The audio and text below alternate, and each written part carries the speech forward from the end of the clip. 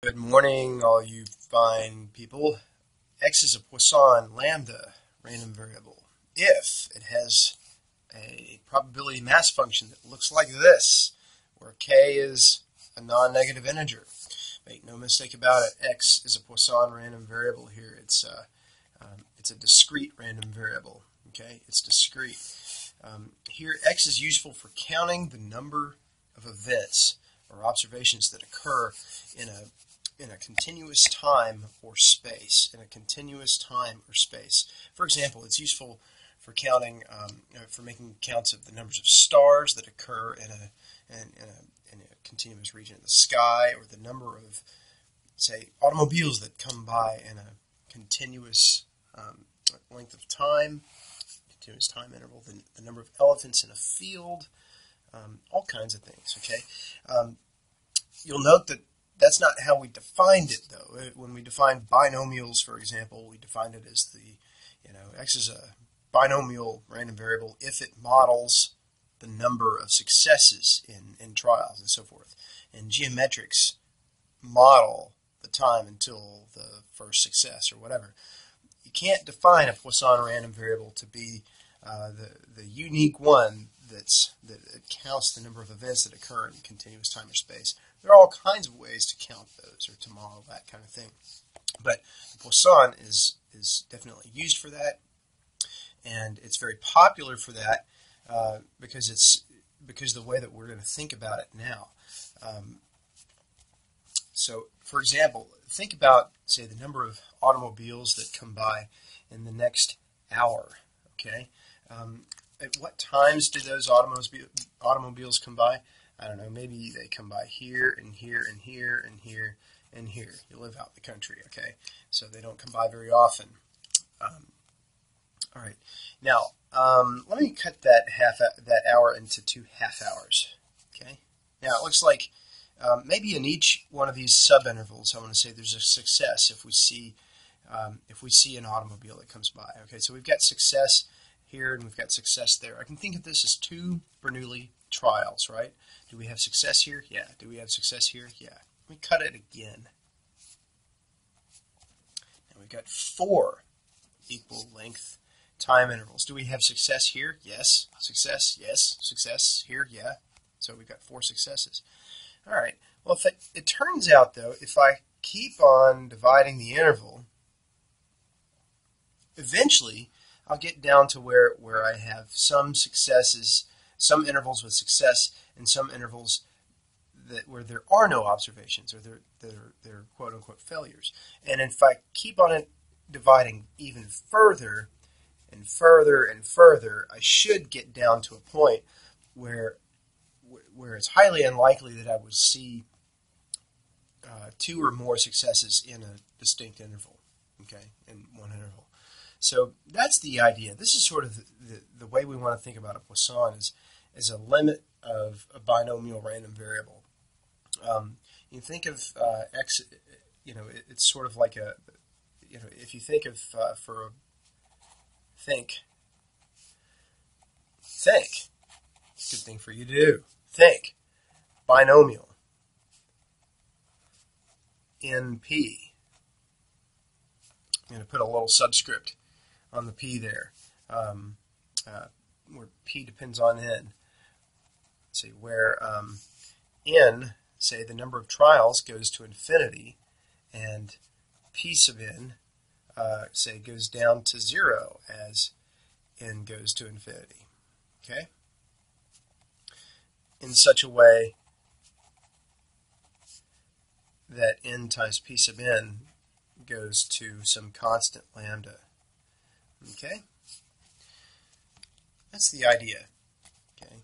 Having the number of trials go to infinity. See here, look at all those trials we have. Lots of them.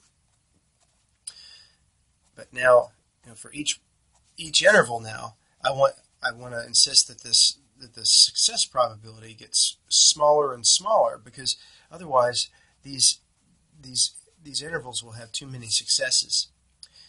And you want that so that, because remember the mean for a binomial is n times p, right? And so you want this mean to be converging to a constant. If n is going to infinity, then p sub n needs to go to 0. And it needs to happen in such a way so that they go to this constant lambda, so that the mean number, which is you could think of that as the rate per hour, the expected number of automobiles that come by per hour, goes to a constant. Okay? All right, now, so we'll derive this probability mass function next. I'll do that over here. All right, so what I'm going to do is I'm going to start with the probability mass function for the binomial. We're going to take a limit of it. Remember that mass function looks like this, right?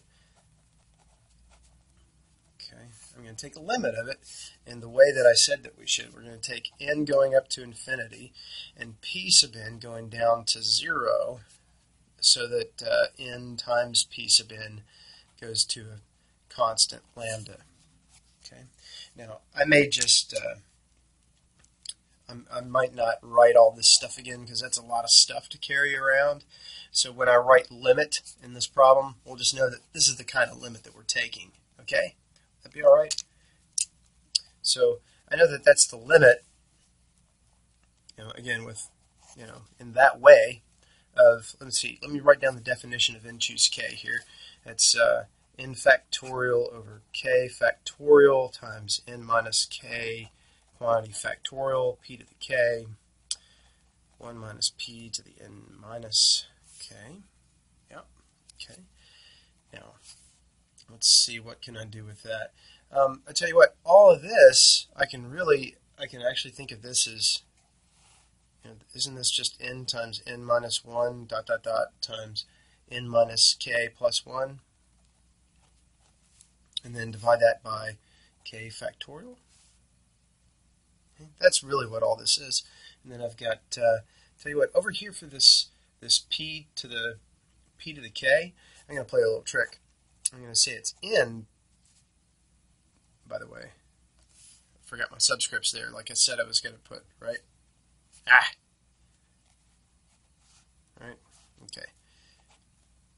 Anyway, p sub n is the same as n over n times p sub n. I'm going to do that because everywhere I see a p sub n, I eventually want to replace it with a lambda somehow. So to do that, I'm going to multiply by n because I know that p sub n times n is going to lambda. So that's what I'm going to do there. I'm also going to do it over here.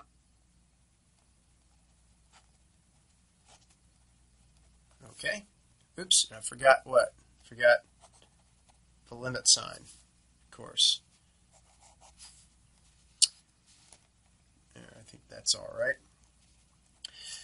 Now I'm going to rearrange a little bit. Maybe I'll, hey, do you remember that the limit of the product is the product of the limits, provided all the limits are finite, provided they're all converging?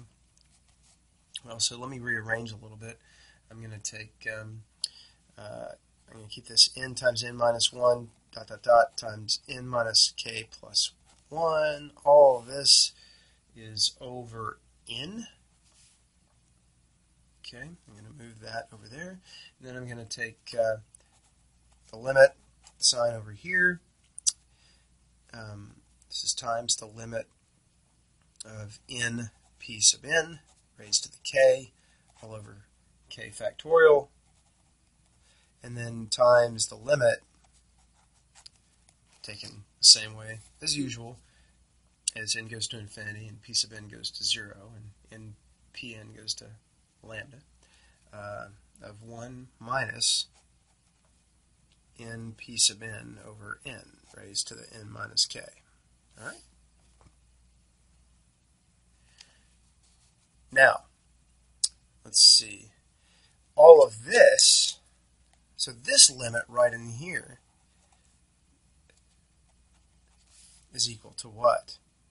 Lambda to the k over k factorial. Okay? And now, let's see, what else can we do here? Oh, I'm missing a k on this, right? This should be n to the k from here, n to the k, n to the k. What is all this? This limit. This limit is 1, right? As n goes to infinity, see there, k factors up here, and they're all relatively close to n, right? If I take n minus 1 over n, that's going to n, right? Here I can, again, use the limit of the product as the product of the limits. I've got k factors here. I've got n over n minus 1 over n, and so forth. Okay? Each one of those factors is going to 1. So now what's all this stuff? Well, all this stuff over here I could rewrite as it's the limit over, the way that we're taking it of, let's see, 1 minus n pn over n to the nth over 1 minus n pn over n to the kth. Right? And now, this bottom part here is just going to 1. Right? K is fixed. This is going to 1. This Pn is getting very, very small. I could actually just get rid of those. I don't need that there. This is getting very, very small, so it's 1 to the k is what the limit is. But what's this top part here? This top part is actually going to e to the negative lambda, right? That's probably in your calculus book somewhere. Okay, 1 minus something over n to the nth goes to that something. It turns out if you replace that stuff, if this is something that converges to a constant, then all this is also going to, the whole thing is going to e to the negative limit of this stuff. Okay, so finally the entire shooting match turns out to be, it's 1 times lambda to the k over k factorial, and then times the limit of that stuff, just e to the negative lambda. It's just lambda to the k times e to the negative lambda over k factorial, as we said. Good job.